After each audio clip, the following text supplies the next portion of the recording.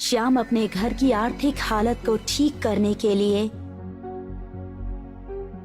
खड़गपुर से शहर में आ जाता है, अपने चाचा के पास पैसे कमाने।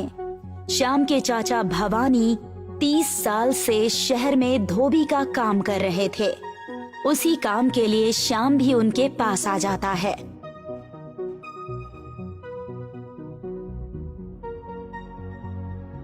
प्रणाम चाचा जी। अरे श्याम बेटा, तुम आ गए, अच्छा किया। हाँ, बस अब यहीं धोबी घाट पर काम करके घर पर पैसों की बहुत तंगी है चाचा जी। सब ठीक हो जाएगा, तू खाना खाकर आराम कर ले, फिर सुबह तुझे धोबी घाट ले चलता हूँ। कल से तेरे पैसे की परेशानी कम हो जाएगी। आपकी कृपा होगी चाचा जी।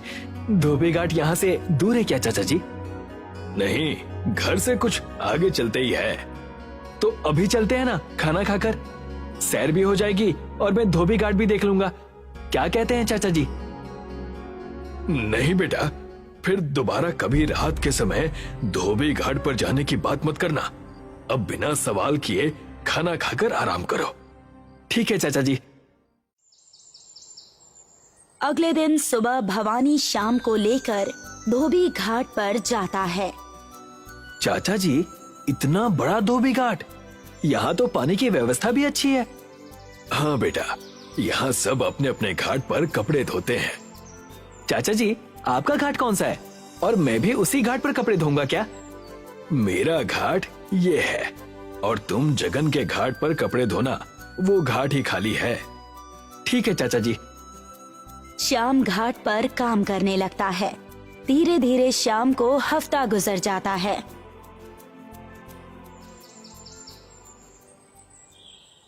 एक दिन भवानी की अचानक तबीयत खराब हो जाती है। काम ज्यादा होने की वजह से कब शाम हो जाती है पता ही नहीं चलता। एक एक करके सब घाट से निकल जाते हैं। अंधेरा होना शुरू हो जाता है और पूरा घाट खाली हो जाता है। श्याम, श्याम। कौन है? श्याम, यहाँ आओ, मेरे घाट के पास।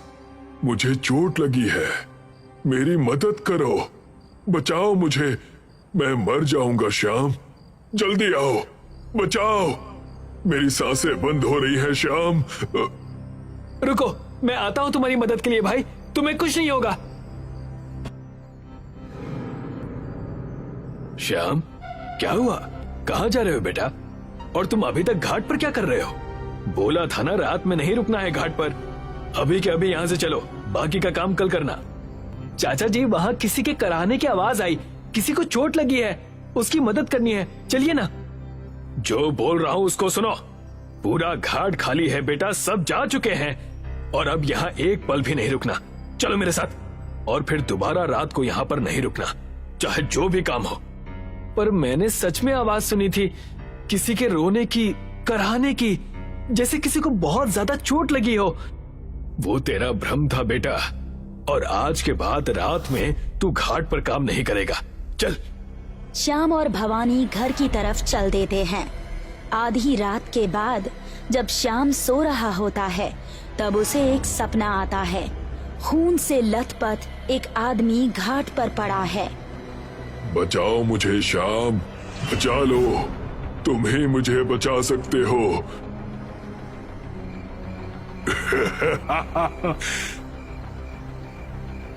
क्या हुआ बेटा, क्या हुआ? कोई बुरा सपना देखा क्या? जी चाचा जी, ऐसा लगा कोई मुझे मार देगा, बहुत डरावना था। कुछ नहीं हुआ बेटा, सो जाओ। अगले दिन सब घाट पर काम कर रहे होते हैं। तभी एक आदमी श्याम से बोलता है। क्या तुम कल रात अकेले थे घाट पर? हाँ, क्या हुआ? तुम्हारे चाचा ढूंढते हुए मेरे घर भी आए थे रात को। हाँ, काम ज्यादा होने की वजह से रात तक काम कर रहा था। किस्मत अच्छी थी जो बच गए। मतलब? कुछ नहीं, आगे से ध्यान रखना। तभी अचानक घाट पर चिल्लाने की आवाज आती है। श्याम भागता है और देखता है भवानी का पैर फिसलने की वजह से, मजबूत शिला के पत्थर से सर टकराने की वजह से भवानी को गंभीर चोट आती है। चाचा जी, आपको कुछ नहीं होगा, आप चिंता मत कीजिए, उठाओ चाचा जी को।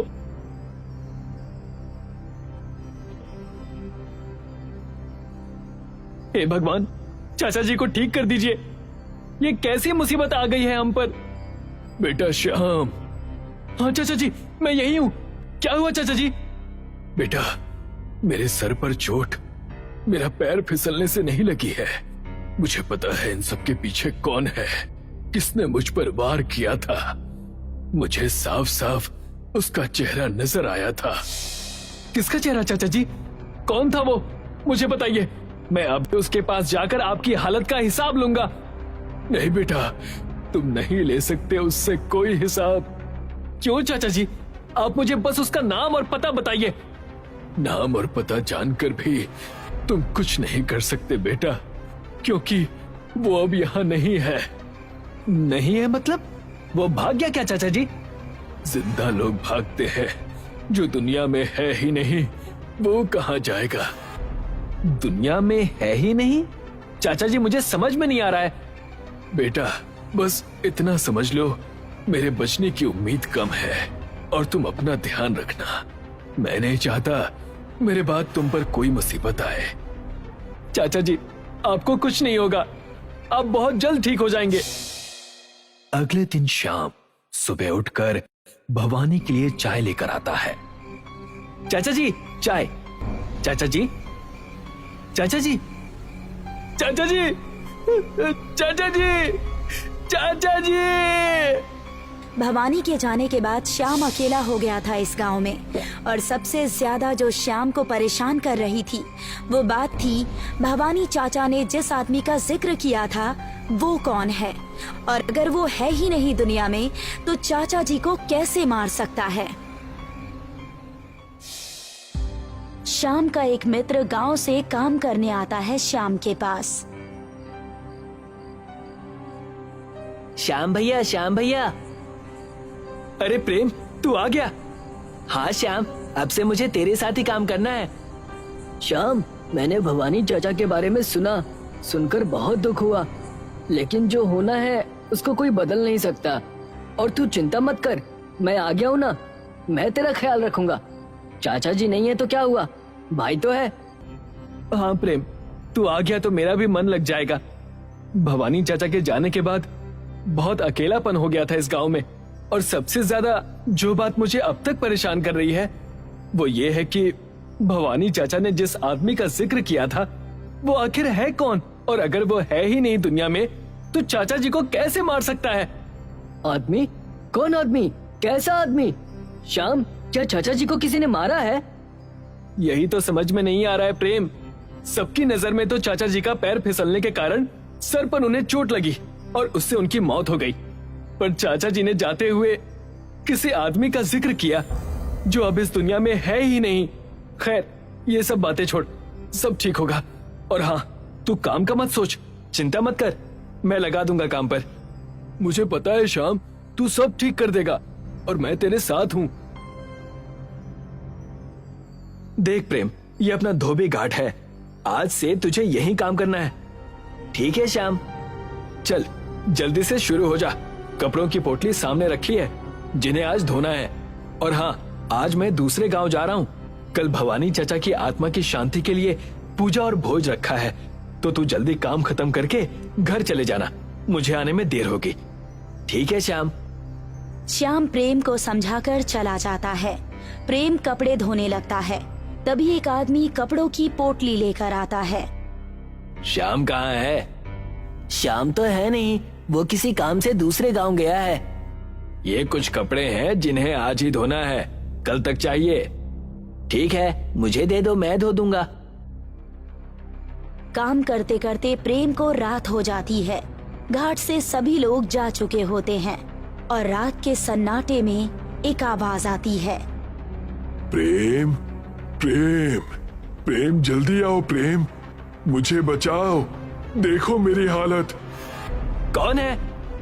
मैं श्याम हूँ, देखो मुझे चोट लगी है, जल्दी आओ। श्याम, कहाँ है तू? क्या हुआ तुझे श्याम?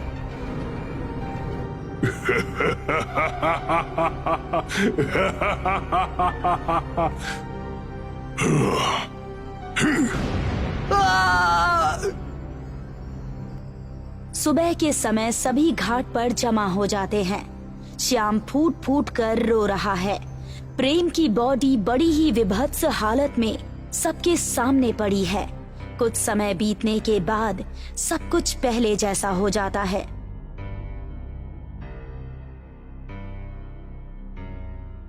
एक दिन श्याम रात को सो रहा होता है, तभी उसे एक सपना आता है। श्याम, श्याम मेरी बात ध्यान से सुनो। तुम ही इस मौत के घाट को बंद कर सकते हो। केवल तुम ही हो जो इस खेल को रोक सकते हो।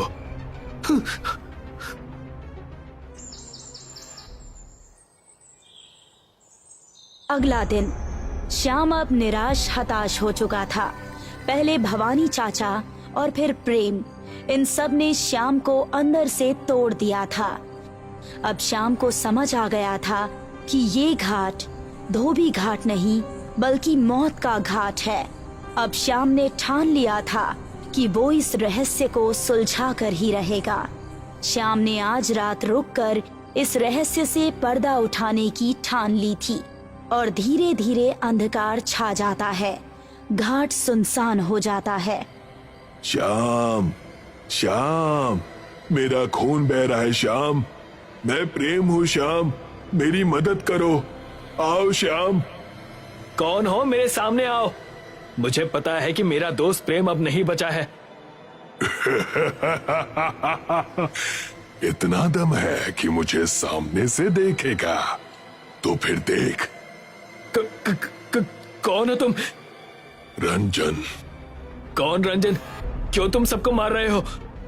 इस घाट पर काम करने वाले हर व्यक्ति को मौत का सुख मिलेगा। क्यों? क्या बिगाड़ा है सबने तुम्हारा? क्या दुश्मनी है सबसे तुम्हारी? क्यों, तुम्हारे चाचा भवानी ने तुम्हें नहीं बताया कि क्या बिगाड़ा मेरा? अब यहाँ सिर्फ मौत का तांडव होगा। तो तुम ही हो वो जिसने चाचा जी की जान ली। मरते वक्त चाचा जी ने तुम्हारा ही जिक्र किया था। तुम्हारे साथ किसने क्या किया मुझे नहीं पता, लेकिन मेरा दोस्त प्रेम जो पहले कभी यहाँ नहीं आया था, उसके साथ ऐसा क्यों? अगर गलत हुआ है तो इसका मतलब ये नहीं है कि हम सबके साथ गलत करें। जो तुमने किया है उसके लिए प्रेम जिम्मेदार नहीं था। और जो मेरे साथ हुआ उसके लिए कभी किसी ने आवाज नहीं उठाई। यही घाट, यही के लोग जो मेरे साथ दुर्व्यवहार करते थे, और एक दिन तुम्हारे चाचा भवानी के कहने पर इन्हीं लोगों ने मिलकर मेरे साथ झगड़ा किया और इसी घाट की शिला में मेरा सर लगने से मेरी मौत हो गई। अब सर्वनाश होगा। नहीं रंजन, नहीं। तुम अब वही कर रहे हो जो तुम्हारे साथ हुआ। अगर तुमने अभी ये मौत का खेल बंद नहीं किया तो तुम्हारी आत्मा संसार भर में भटकती रहेगी। कहीं शांति नहीं मिलेगी तुम्हें। मुक्त हो जाओ इस बंधन से। त्याग दो इस पापी आत्मा को। मैं प्रार्थना करूंगा कि तुम नए जीवन को प्राप्त हो। ईश्वर तुम्हें मुक्ति दे। मेरी आत्मा को तो मुक्ति मिल जाएगी, पर क्या शांति मिलेगी? मेरा जीवन शुरू होने से पहले ही खत्म कर दिया था कुछ लोगों ने। क्या मेरे जीवन की कीमत वापस होगी? उसके बदले तुम इतने लोगों को मार चुके हो। अब बस बहुत हुआ। इस मौत के धोबी घाट को बंद कर दो। ठीक है, मैं यहाँ से दूर चला जाऊंगा श्याम, लेकिन दोबारा कभी इस घाट पर किसी ने अत्याचार किया किसी पर तो फिर आऊंगा मैं। मेरे होते अब यहाँ किसी पर अत्याचार नहीं होगा रंजन। श्याम की बहादुरी और इंसानियत के लिए उसके कदम ने एक निरंतर चल रहे एक मौत के तांडव को रोक दिया था। परंतु आज भी मौत के धोबी घाट पर रात में केवल श्याम ही कपड़े धोता है। किसी को आज तक यकीन नहीं कि ये घाट रात को सुरक्षित है और शायद अब ऐसा दोबारा नहीं होगा।